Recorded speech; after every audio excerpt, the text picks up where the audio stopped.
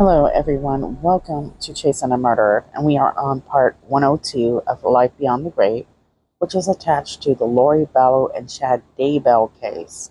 We will talk about a few witnesses that have come forward and give their account, though anonymously. We will understand their belief of how they saw Chad. Each witness that comes forward has been brave, and I very much applaud them for sharing with us. So one of them that we're going to talk about was actually interviewed by Nate Eaton at East Idaho News, and she didn't use her real name. She used her name, fictitious name, Amber. Rightfully so, after seeing all these people that have been involved with this group, what they've been through, who could blame her? While many of these people did have belief systems that didn't follow most of ours, definitely most of them had nothing to do with the very devastating parts of this case. They were merely just followers, a lot of them, and a lot of them researching into days. So a lot of them are just preppers. Now, what's interesting is the fact that we hear that Chad had quite a following by some witnesses, including, Julie and Eric Smith.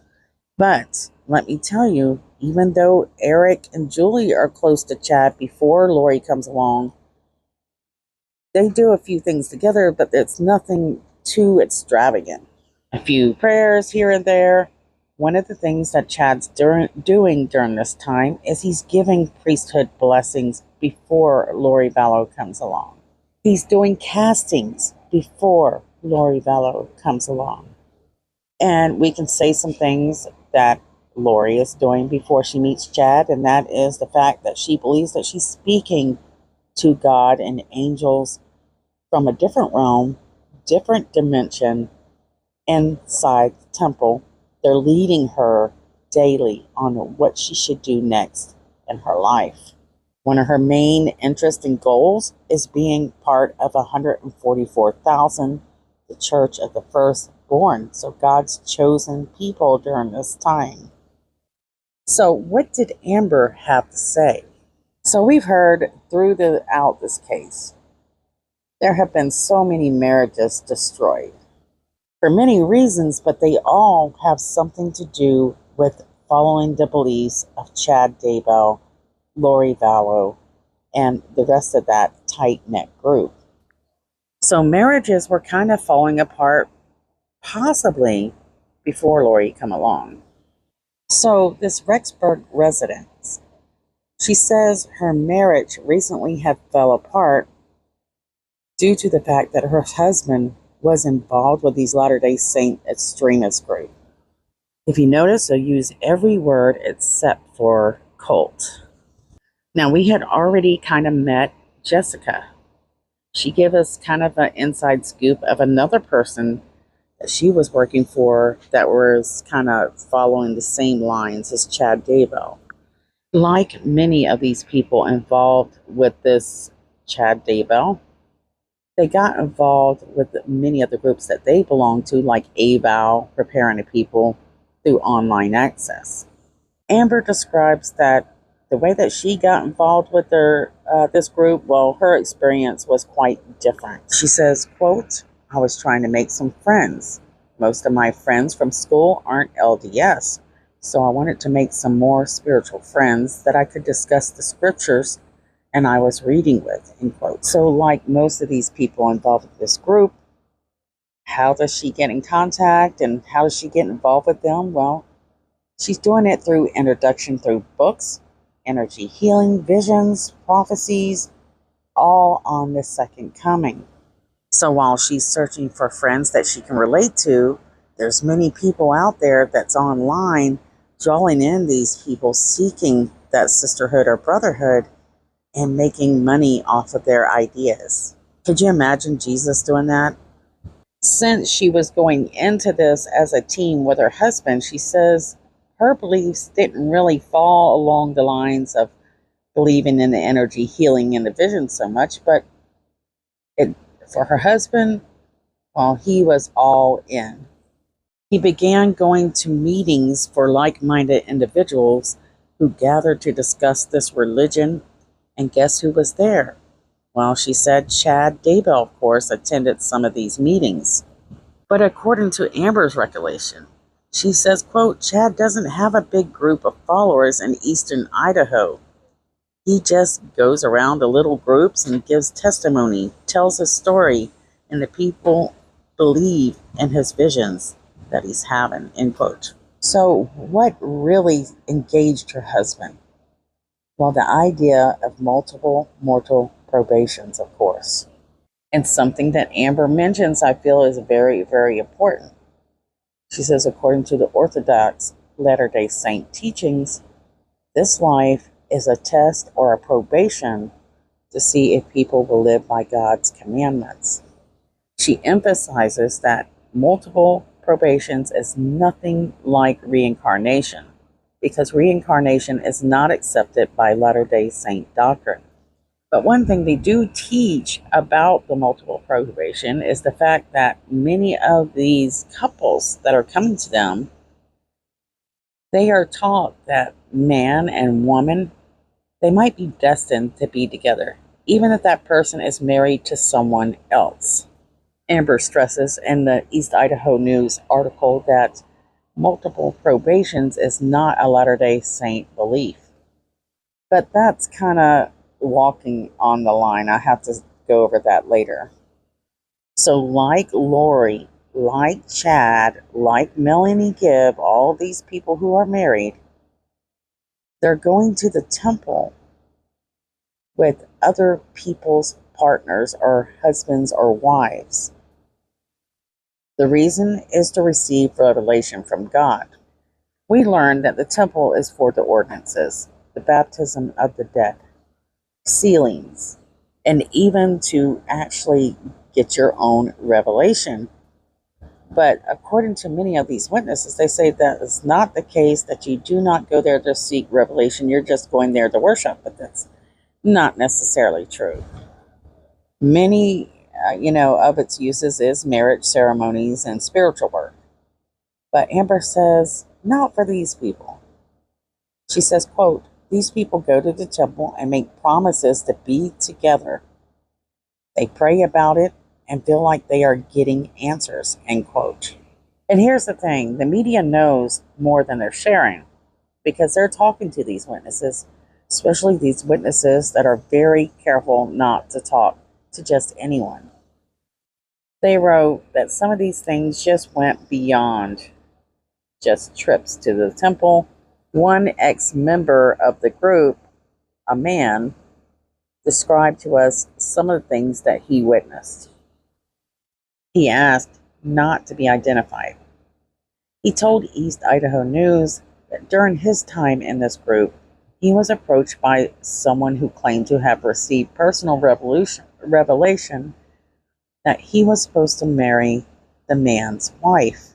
Could you imagine that? I mean, just imagine yourself anywhere, and they come up and say, I had this revelation from God, and you're supposed to be married to my wife. Amber says her husband was one of those people that was just following these strange beliefs. She said her former husband became convinced that he was living in a higher spiritual law than other members of the church. Does that sound familiar? Amber said that they began to think that they are better than everyone else, and that they're living the way that Jesus wants them to during the millennium. And if you disagree with their beliefs, they just tell you you don't understand the law and you're not ready. You would think that this case might have, opened the eyes of many of these people, but there's still stories being told by Nate Eaton even, where people are joining these cults. And there's kids involved, and these kids are they're taken into the shadows. They're learning that they can jump state to state, and there's no protection for these children. So the laws cannot accommodate this time. According to several people who were part of these groups, they believe that websites like AVOW are actually strengthening the networking system of these people, the groups that we're building.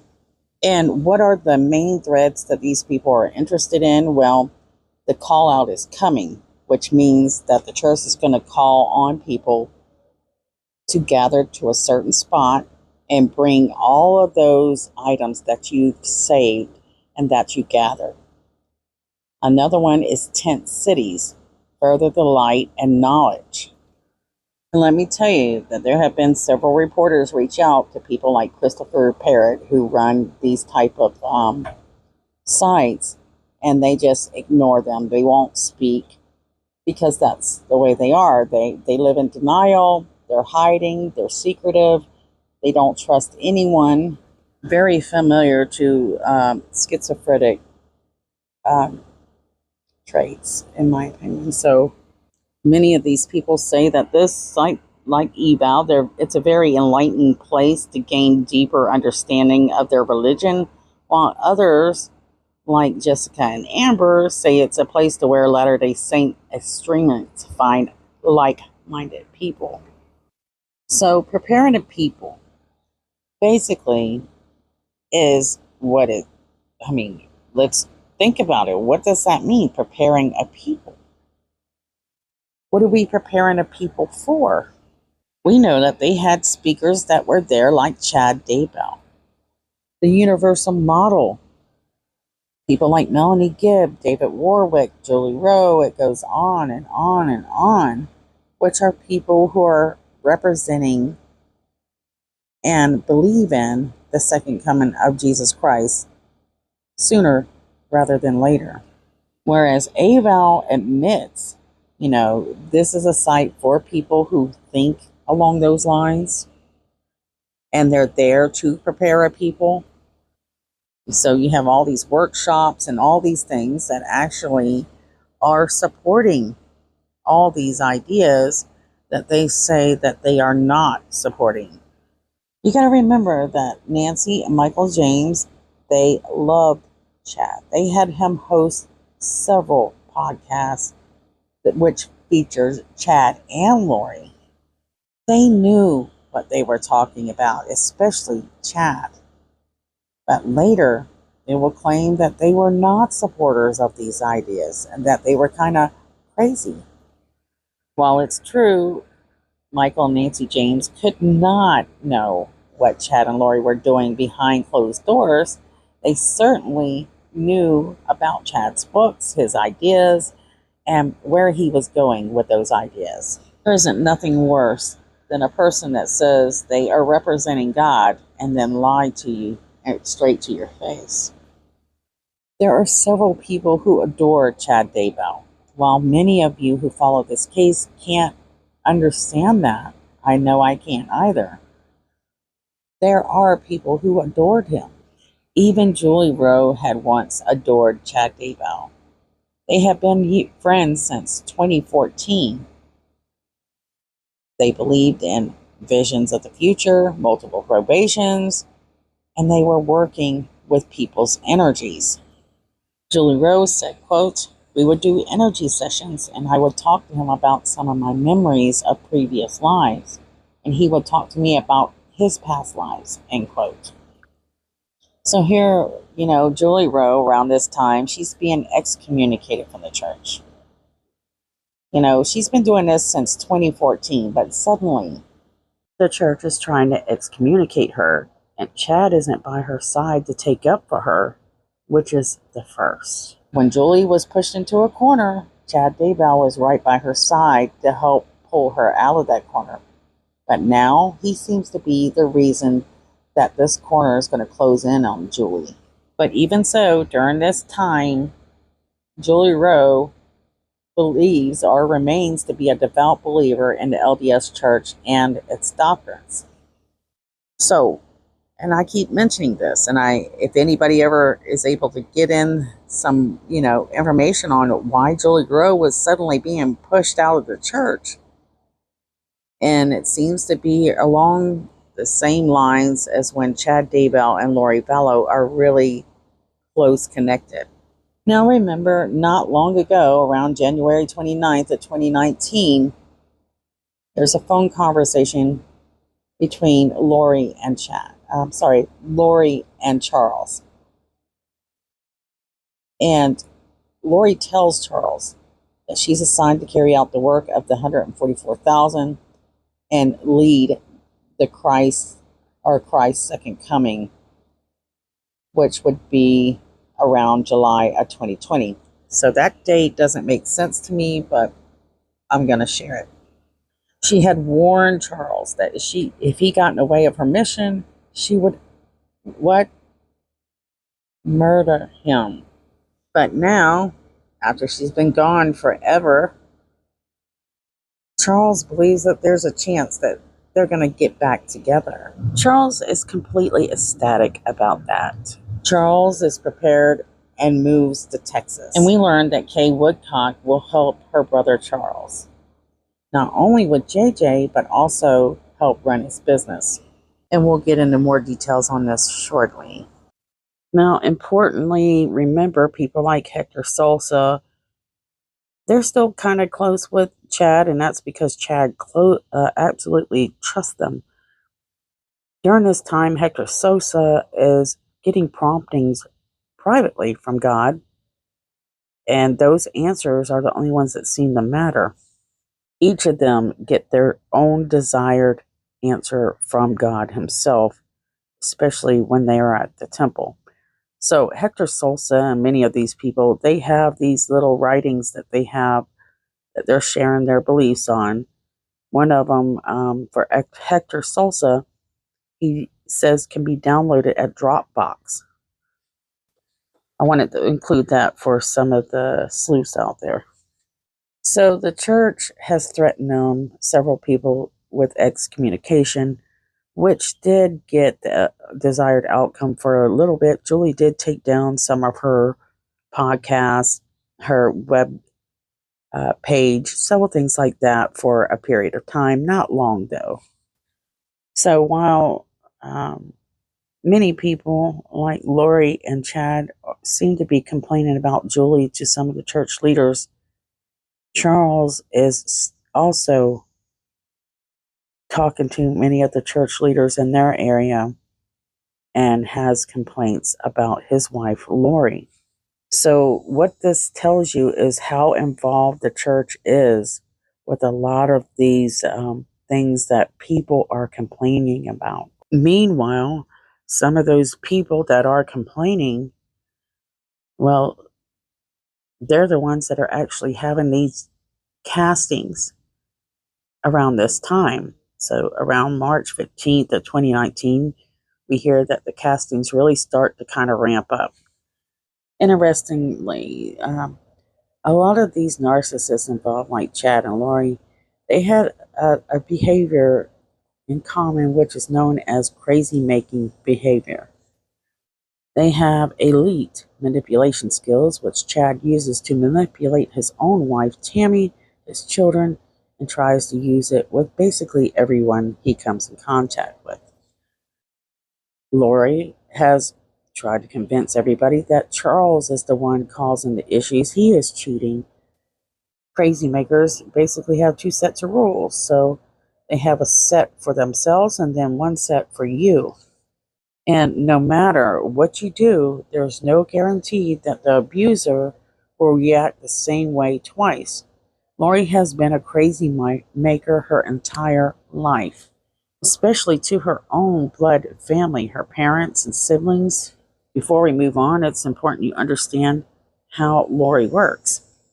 So these people that are referred to as crazy-making people will make decisions that completely change your life altogether without your knowledge, all the while pretending that they care about you and your feelings.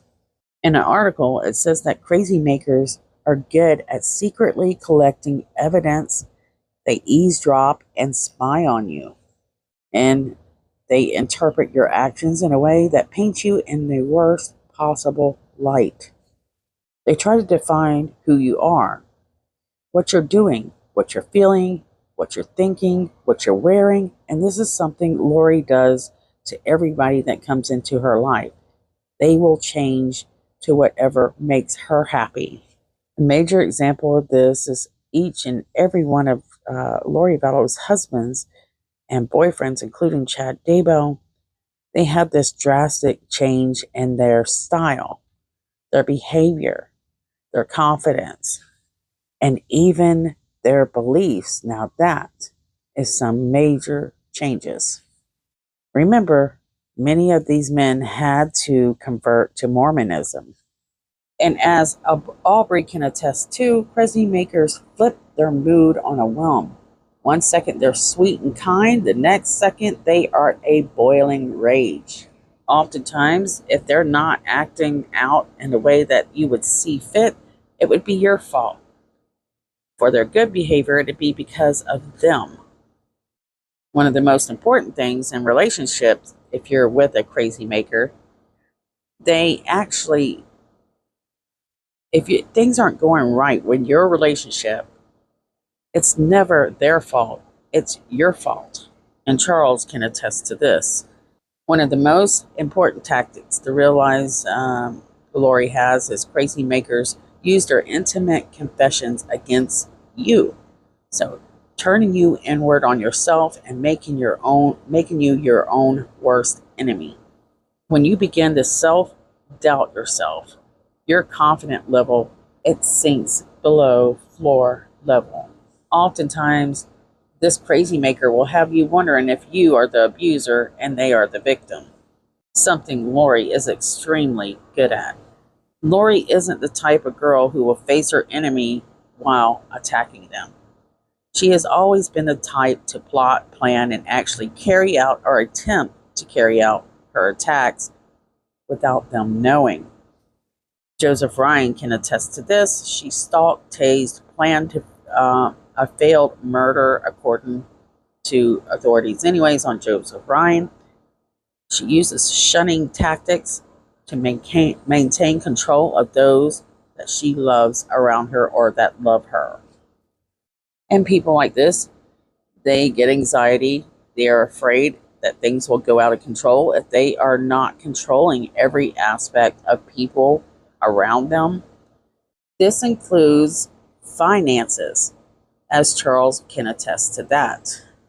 They will humiliate loved ones in front of people or friends, even on online communities, try to intimidate or embarrass them. They will isolate them from seeing family and friends. They also deposit paychecks in a bank account that their spouse or whoever cannot access. So this is another thing that many people can attest to, like Charles and Joseph Ryan, where she's moving these big lump sums of money to accounts that they are not able to access. And someone has, like Lori, has to have some kind of backing. So a lot of Lori's backing came from her her mother, her sister, and her brother for part of her life. They enabled Lori to become the monster she did. Whether they did it knowingly or unknowingly, they did this. Sometimes supporting the people that we love in certain criterias or actions that they take in their lives is not necessarily a good thing, because the family members have no idea how detached she is from her own family, the ones that they think that Lori loves so much.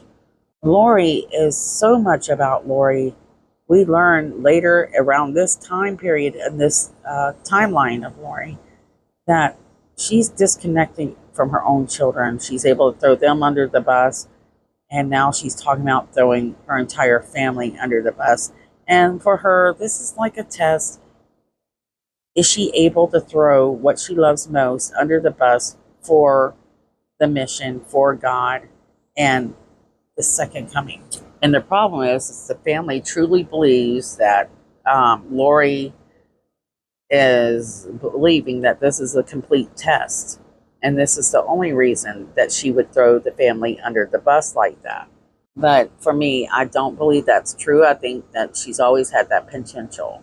So while Lori is married, she's made it look as if it's okay with God because God has told her that her and Chad are supposed to be together. They've sealed themselves in the temple behind the backs of the church leaders. Both Chad and Lori are become very intimate with one another while married to other people. And one thing they seem to have in common is a narcissistic personality disorder of some type. The fact that Lori Vallow is a major narcissist plays a huge role in this case of why things went as sour as they did. As a narcissist, they're able to use these positive and negative emotions to trick others. She's not just displaying narcissistic traits, she has the entire package. The one thing that we hear Zulema and the gang refer to Lori as being this great person. Why is she this great person? Well, she has been gaslighting these guys by telling them that they are people who have special missions, by making them feel very special. Lori Vallow doesn't value any of these individuals. This is just a way to manipulate them. And Aubrey would basically call her out in a later testimony in the trial for Lori in 2023. It will also open your eyes as to whether or not Lori believes all these things that she's teaching herself, or is she just using these beliefs to get things to the point she wants them to get what she wants, and to build this fantasy world she's infatuated with. Lori Vallow and Chad Daybell's story follows some very controversial biblical leaders in both the Bible, the Holy Bible, and the Mormon religion. This would be King Solomon and, of course, Nephi, as well as the three Nephites. What did they have in common? Well, they're both building a temple. Something I believe is one, well, people are looking for motives as to why she's doing this. I don't think they found the major motive. And for me, I believe it's the temple. She wanted to build her own temple. Do you really believe that Lori Vallow was after just Chad Daybell? She would do all this for him? No. Chad Daybell was a tool. And for those of you that listen that were once part of this group, don't be offended. Come out, tell your story, be open about it, and get it over with. Get it off your chest and share what you know. So a few people that seem to be very neutral when it comes to speaking, I don't have the tools to do it really right now. I can do it privately. I do it privately. I speak to people privately. I do my private research. Some things I know that other people do not.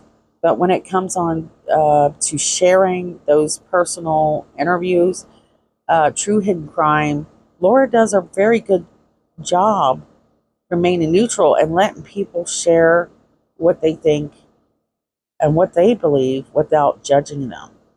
So if you know something to the story, reach out to Laura at True Hidden Crime and tell her, say, look, I want to help get the truth out there. I want to get this off my chest. The prosecution continues to push the reason why Lori and Chad did this. It was all for greed, power, and sex. Well, one thing about it is the intimate part. Lori used that as a tool. It was Chad that had done it for the intimacy. Now that we're talking about how these people were controlling others, you got to remember that the vibrations were a tactic to control people, to keep them in line, to give them goals to shoot for that will keep them in their control. So I'm going to stop it about right here, and then we're going to go more into the timeline on 103. I think it was important to understand how Lori Vallow and Chad Daybell work, and to understand what their goals are and why they were sacrificing their own loved ones. All right, guys, don't forget to share some of these missing faces today. People like Jasmine Robinson, Dulce, and Summer Wells. Their stories continue to go with no answers. And these families are still waiting for those answers to come. Can you imagine? Thank you so much for your support, guys. If you do like my work, you can show it by donating. I think I have this little thanks icon now added to my channel here on YouTube. Make it easier. Or you can just like, subscribe. Make sure that you do comment to say hello. I do adore and love you guys. Thank you so much, and I'll see you guys soon.